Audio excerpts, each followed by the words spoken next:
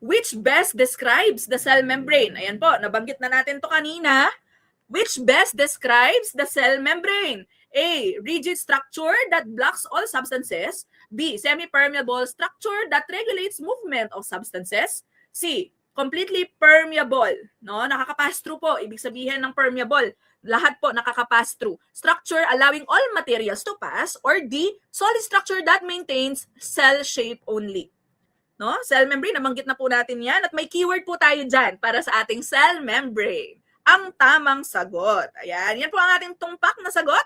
Semi-permeable structure that regulates movement of substances. Tama po kayo. Palakpakan po natin ang mga sarili. Okay.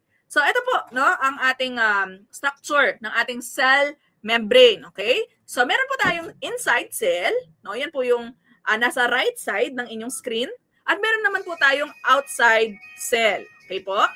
At meron po tayong tinatawag na cell membrane. Yan po yung nasa gitna. Yan po yung structure niya. So nakadepende po sa cell membrane kung sino po or anong klaseng substances ang kanyang papapasukin sa loob ng cell. Okay? So again po, nire-regulate po ng ating cell membrane kung ano lang po yung papapasukin niya, i-allow niya to pass through the inside of the cell coming from the outside.